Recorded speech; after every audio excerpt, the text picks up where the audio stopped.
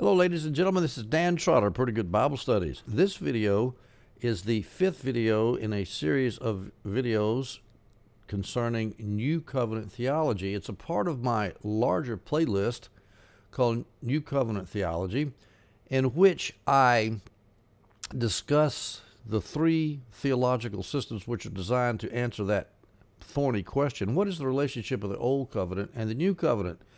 I did 6 videos on covenant theology and 9 videos on dispensationalist theology as I tried to explain why those two systems don't do the job. And now I have started on explaining why New Covenant theology, in my humble opinion, is the system which best explains the difference between the Old Covenant and the New Covenant. This particular video, which is the 5th video, New Covenant theology video. In this video, I try to take some of the basic themes that I went over in my first 4 videos and go into them a little bit deeper.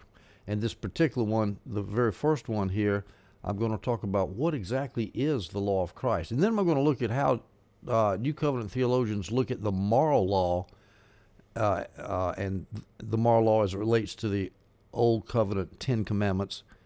And we'll compare that to how covenant theologians do the same thing. I hope you enjoy this video.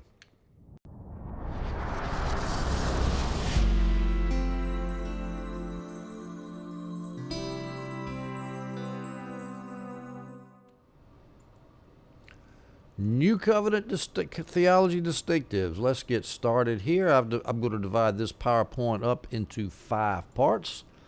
The first part is what is the law of Christ. We'll cover that in this first video. The second is Jesus is a better lawgiver than Moses. Now, I'm going to just start on that. The bulk of this part number 2 will be the so-called 6 antitheses in the Sermon on the Mount. Jesus says, "You have heard it said to you, but I say unto you." The question there, is Jesus creating a new law, a stricter law, a better law, or is he just repeating the Mosaic law and saying, you Pharisees have messed up the Mosaic law, I'm trying to reestablish the Mosaic law? The latter view is that of the Old Covenant Reformed theologians. The first view, that Jesus is elevating the law, is that of New Covenant theology. And that is probably the theological nub of the controversy. We're going to do that in the next video.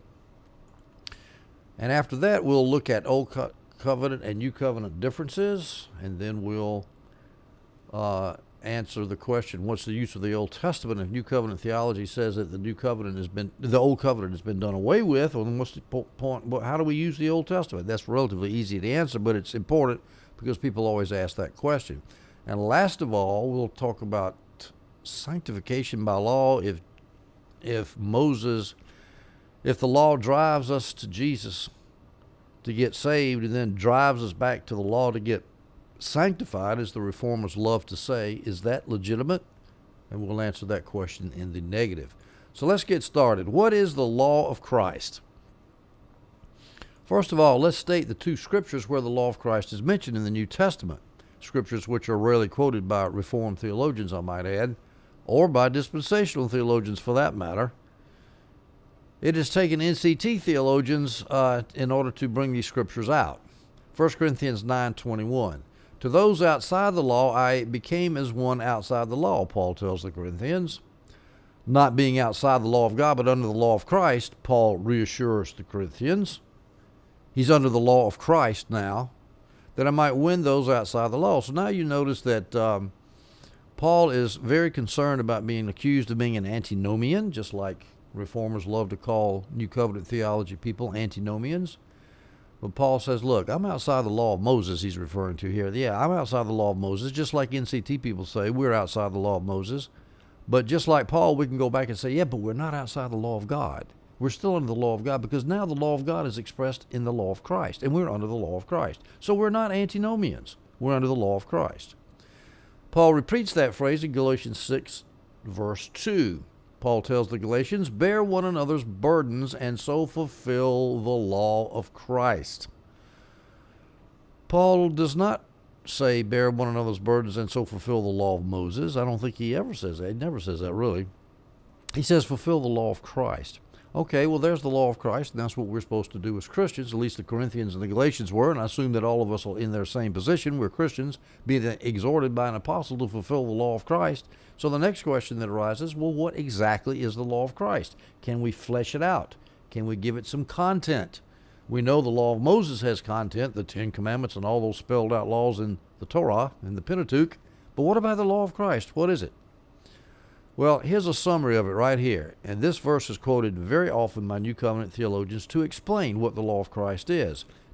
John, the Gospel of John, chapter 13, verses 34 through 35, quotes Jesus. And Jesus says this, "A new commandment I give to you." He's talking to his disciples. "A new commandment I give to you, that you love one another, just as I have loved you. You also are to love one another. By this all people will know that you are my disciples, if you have love for one another." So there's a very simple statement of the law of Christ, is loving one another. Because it's a new commandment, a new law, as opposed to the old law of Moses. The new law is we'll love one another.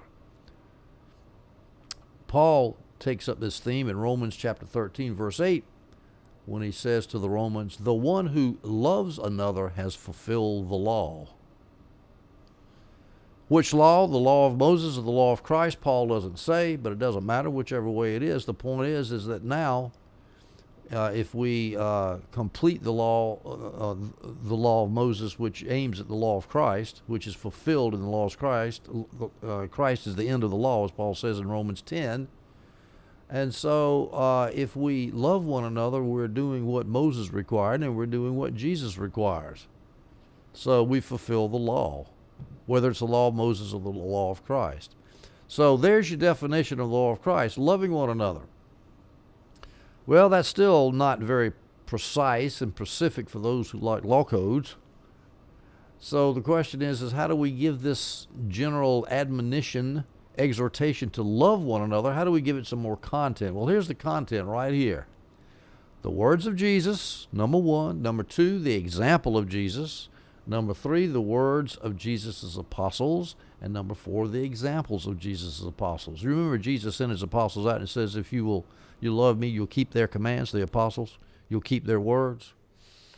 And Jesus also said, if you love me, you'll keep my commands. So there are lots of commands in the law of Christ. It's not antinomian. It's not loosey-goosey. It's not just as the Holy Spirit leads me, I will do it. No, there are specific commands.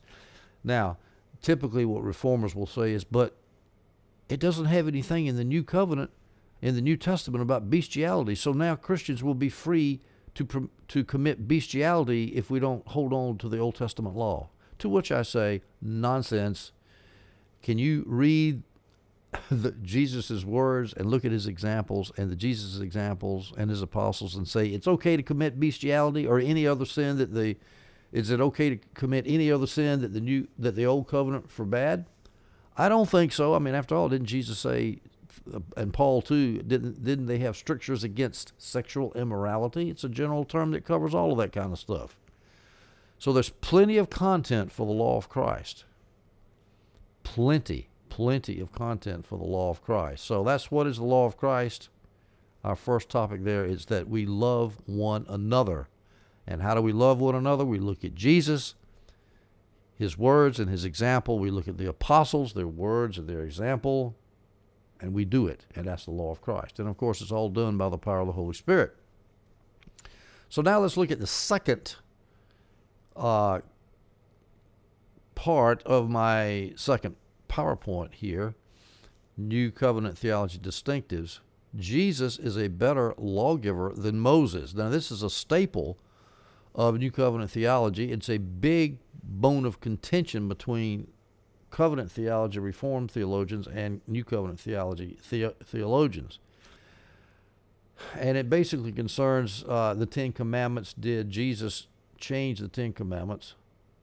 Or are the Ten Commandments still as they were, not changed, having moved from the Old Covenant to the New Covenant, not changed, but the Pharisees perverted them, and so Jesus is just telling his disciples to quit doing the perversions of the Pharisees. Well, we'll get into the details of that in the next video, but right now, And we'll also, in later videos, do Old Covenant and New Covenant differences, and we'll talk about what's the use of the Old Covenant, and then we'll talk about sanctification by law. Do we do that, as the Reformers like to say? We'll do that later, but now we're going to talk about the first part of part 2 here. Is Jesus a better lawgiver than Moses? And, of course, the answer to that, from New Covenant theology perspective, is yes, he is. Now, here's some background here. And this background concerns the moral law. Now, the moral law is big in covenant theology, not New Covenant. Well, it's important in New Covenant theology, but New Covenant theology people cite the moral law over and over and over again. God's moral law is eternal and unchanging, and New Covenant theologians have no problem with that. Reformers say that the moral law was written into Adamic creation. In fact, they say the moral law is contained in the Ten Commandments. Some of them say this, and the Ten Commandments is written into Adamic creation. Well, I don't know. Was Adam supposed to worship God on Saturday? I don't know. Covenant theologians say that the moral law was put into the Ten Commandments, and that this moral law was carried from the Ten Commandments to the New Covenant without change. And so, therefore, Old Testament believers were supposed to follow those Ten Commandments, and so do New Covenant believers. And covenant theologians say that Jesus was only explaining the Ten Commandments, especially in the Sermon on the Mount. He did not elevate the Ten Commandments into a higher law. So Jesus' law is not a higher law, it's just a pure law. Jesus explains the Old Covenant law to the Jews who were getting a version of the Old Covenant law that was perverted by the Pharisees and obfuscated by the Pharisees. Jesus is just cleaning up the Old Testament law. That's what the Reformed people say. The Covenant theology people say. New Covenant theology people say, no, Jesus was abrogating the law of Moses and elevating the law of Moses to a stricter law. And given NCT premises, how can you say that NCT is antinomian if that's what their position is? So here's a graphic representation of the Reformed view of the moral law. We got God up in heaven. He places the moral law into the tablets of stone, into the Ten Commandments. And then the Ten Commandments passes into the New Covenant. And the Ten Commandments contains the moral law, so the moral law passes into the New Covenant unchanged. So now let's look at the New Covenant theology view of the moral law. We got God in heaven. He infuses his moral law into the Ten Commandments, and then he also puts his moral law into the Ten Commandments. So we still have moral law, but it's moral law for a different time and a different people. Just like there's moral law in the English common law. There's moral law in the Roman civil law. There's even moral law in the Red Chinese communist law. And whatever moral law they've grabbed on to, like don't kill, don't rape, don't rob, don't steal, that came from God. But it doesn't mean that we're under the jurisdiction of the Red Chinese communist law. It just means that moral law has been put into their law code. So I think this view, I have a New Covenant theology friend of mine who says it's like God's in the cloud and he downloads the moral law to different peoples at different times, kind of like a download. All right, so that's the New Covenant theology of moral law. So let me put this in words here as we look at how New Covenant theology reacts to moral law and the Ten Commandments, how they explain the moral law and the Ten Commandments. First of all, NCT says that moral law reflects the unchanging and eternal nature of God, and that's exactly what the Covenant theologians do.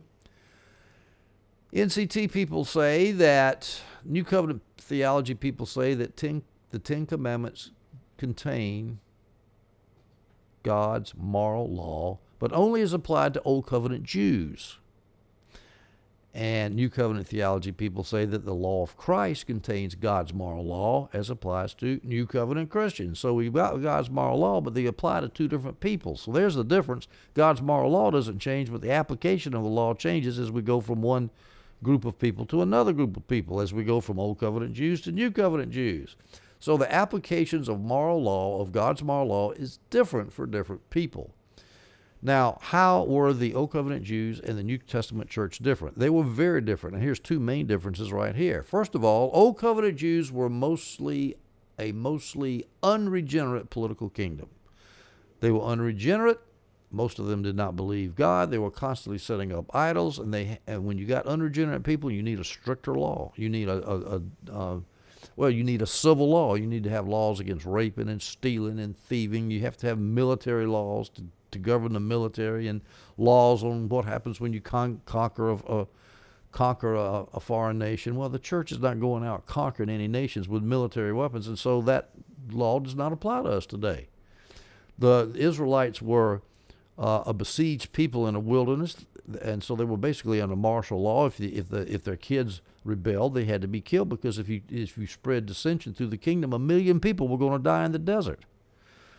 I remember reading some military history of the Stonewall Jackson, who was one of my heroes. And then when I read that he executed 2 Confederate soldiers for desertion, I thought, oh my gosh, that's terrible. Well, when you're in the military, everybody assumes, things are a lot different. Things are a lot harder. The laws are harder because if the law is not enforced in a military situation, lots of other people are going to die.